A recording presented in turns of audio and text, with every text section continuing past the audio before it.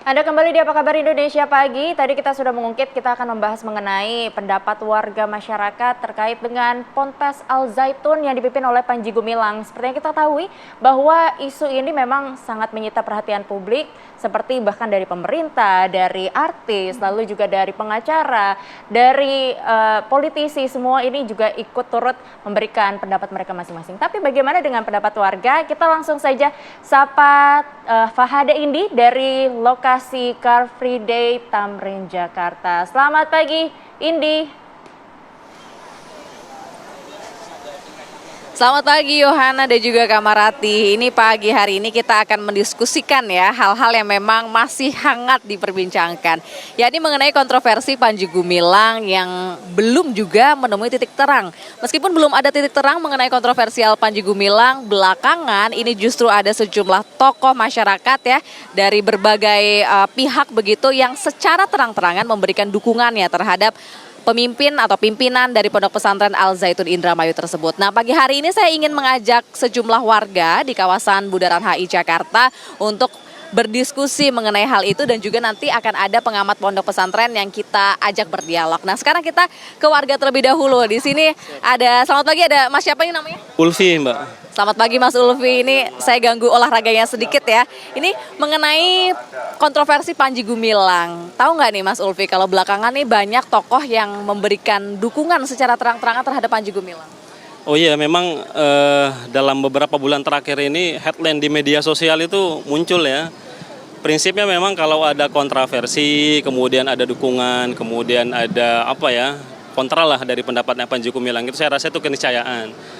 Tapi kalau kita ngelihat ini jangan sampai membelah pecah ya bangsa, kesatuan bangsa kita di tahun-tahun politik nih Mbak. Kalau saya sebagai warga melihatnya jangan sampai ada tunggangan politik dari isu yang berkembang. Kalau misalkan konteksnya adalah bagaimana melihat yang pro, ya silahkan saja gitu kan, karena prosesnya tetap berjalan.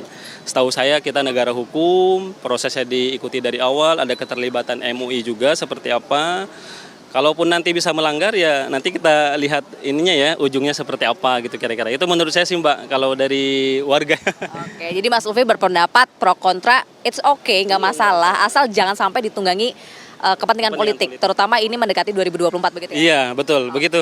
Siap, makasih Mas Ulfi Sama-sama. atas pendapatnya. Kita sudah nanya ke seorang warga, kita keep dulu untuk pendapat warga yang lainnya. Saya akan mengajak, ini saya sudah spesial mengundang ya, seorang pengamat dari Pondok Pesantren, ada Mas Muhammad Najih, yang beliau ini juga merupakan pengurus dari Badan Penanggulangan Ekstremisme dan juga Terorisme dari Majelis Ulama Indonesia. Assalamualaikum Mas Najih. Waalaikumsalam warahmatullahi wabarakatuh. Sehat ya Mas Najih? Alhamdulillah sehat, alhamdulillah. Oke Mas, ini kita pagi-pagi, hari Minggu pagi diskusi soal yang memang lagi hangat nih ya, soal Panji Gumilang. Ini gimana Mas pendapatnya? Ini kan banyak dapat dukungan ya dari ada lingkungan pemerintahan, kemudian juga pengacara kondang, juga ada pengusaha yang memberikan dukungan secara terang-terangan terhadap pimpinan Al Zaitun. Gimana pendapatnya Mas? Iya, saya kira dukungan-dukungan ini kan tidak alami ya. Artinya sebagaimana sejarah Al Zaitun sendiri yang penuh dengan teka-teki dan katakanlah operasi intelijen begitu.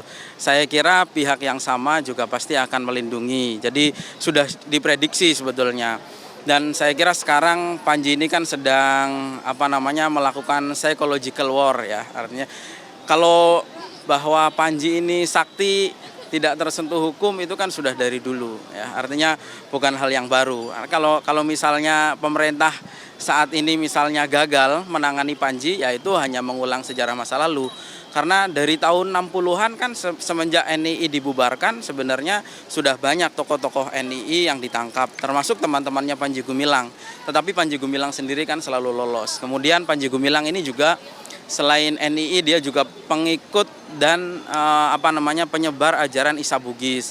Isa Bugis sendiri tahun 1968 sudah dilarang oleh Kejaksaan Agung, tetapi Panji Gumilang tetap saja tidak tersentuh. Jadi kalau bahwa Panji Gumilang ini sakti ya itu sebetulnya sudah tidak heran lah.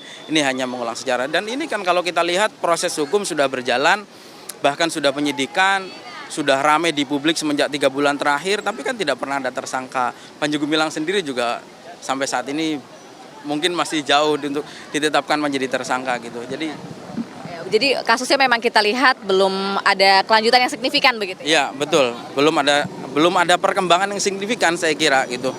Jangan sampai ini hanya mengulur waktu kemudian hanya menunggu publik melupakan kasus ini gitu. Sebagai negara hukum, mestinya setiap kali ada pelanggaran hukum itu harus diproses itu. Dan kalau kita lihat kan pelanggaran hukum Panji Gumilang ini sudah banyak sekali. Dari mulai TPPU, tindak pidana pencucian uang, kemudian penyerobotan lahan, kasus pelanggaran undang-undang yayasan, pelecehan seksual, sampai dengan makar. Ya, artinya beberapa orang yang menjadi anak buah langsung dari Panji Gumilang sudah banyak kok yang ditindak. Kasus makar yang dilakukan tahun 2008, tahun 2011 itu kalau kita lihat di Jawa Tengah, di Jawa Barat sudah diproses gitu.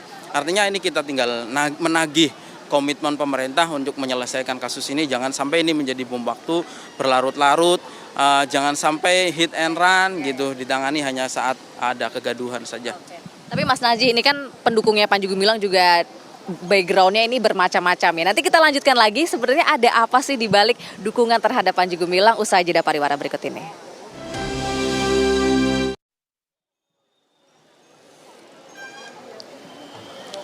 Ya, kembali lagi di Apa Kabar Indonesia Pagi, pemirsa. Ini masih dalam bahasan Panji Gumilang pro kontra.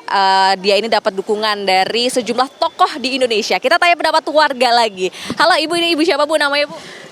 Ibu Lia. Ibu Lia, pendapatnya gimana sih Bu? Ini Panji Gumilang kan masih berstatus ini ya, apa namanya, orang yang diduga ini melakukan penodaan agama. Memang belum ada ketok palu begitu ya, dia ini memang melakukan kesalahan, terus ada dukungan dari sejumlah tokoh. Pendapatnya gimana? Ya kalau menurut saya sih karena saya warga biasa gitu ya. Ya saya mah sah-sah aja gitu ya sebelum kasusnya Pak Gumilang ini gitu ya. Kalau emang banyak pendukungnya dengan positif ya, kalau memang dia itu, kita kan nggak pernah tahu ya dia tuh apa betul apa enggaknya gitu soal penodaan agama itu ya. Kita tunggu aja nanti di persidangan kalau memang dia terduga bersalah gitu ya. Jadi yang menjudge biarkan nanti hakim saja gitu, pengadilan saja gitu ya Bu. Oke, terima kasih Bu Lia atas pendapatnya. Dan kita lanjutkan lagi ke pengamat pondok pesantren. Di sini ada Mas Naji, ada Mas Muhammad Naji. Mas Muhammad Naji, ini kan tadi kita obrolnya sampai di sejumlah dukungan terhadap Panji Gumilang. Ini beragam loh Mas, ada dari lingkungan pemerintah, terus juga ada dari pengacara kondang dan sejumlah tokoh lainnya. Sebenarnya ada apa sih Mas di balik dukungan ini? Apakah ada maksud tertentu di baliknya? Karena mereka ini latar belakangnya juga berbeda-beda. Iya, tadi sudah saya sampaikan bahwa dukungan ini kan tidak alami sebetulnya gitu. Dan sejak awal upaya Panji Gumilang menampilkan beberapa tokoh Kristen, tokoh Yahudi, ini kan sebetulnya bentuk kamuflase dia sebetulnya. Karena kelompok radikal itu kan hampir semuanya melakukan upaya kamuflase itu. Saya pernah contohkan misalnya adalah pelaku bom Bali.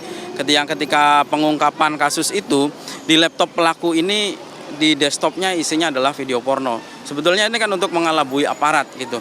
Sebagaimana dilakukan juga oleh Panji. Dan sebenarnya ketika kita melihat perkembangan kasus ini, ya menjadi tanda tanya besar ketika ada tokoh Yahudi sebagai tokoh Yahudi pendukung Israel, kemudian pendeta-pendeta Kristen, dan kemudian tokoh-tokoh komunis, ada anak DNA Aidit di situ, kemudian ikut intervensi ajaran internal Islam. Ini kan kasus yang diangkat, yang ramai di publik ini kan soal penistaan agama. Bagaimana mungkin tokoh-tokoh non-muslim ikut intervensi masalah ajaran-ajaran internal umat Islam. Kalau persoalan kenegaraan oke lah, muamalah itu sangat oke. Tetapi ini ini mestinya ketika sudah menyangkut internal ajaran kan harus saling menghormati itu. Penyelesaian ada di dalam umat Islam sendiri. Dan kemudian kita juga tidak boleh melupakan banyaknya korban. Jadi pemerintah kalau sampai tidak menuntaskan persoalan ini, berarti pemerintah gagal melindungi masyarakatnya dari kezaliman tindak pidana Panji Gumilang dan juga dari propaganda penistaan agama yang dilakukan oleh Panji Gumilang. Jadi kan kalau kita lihat banyak korban-korban penyerobotan tanah yang mereka Orang masyarakat Indramayu itu sangat takut loh kepada Panji Gumilang. Takut sekali kalau tanahnya itu direbut. Kemudian juga kalau kita lihat beberapa testimoni dari mantan, ada yang sampai menangis karena keluarga meneputus silaturahim dan seterusnya. Nah, ini yang saya kira harus diperhatikan oleh pemerintah.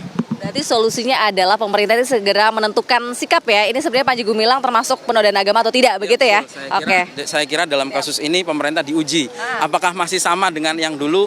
Apakah kali ini punya ketegasan? Oke, baik. Terima kasih sekali atas pendapatnya Mas Muhammad Najih.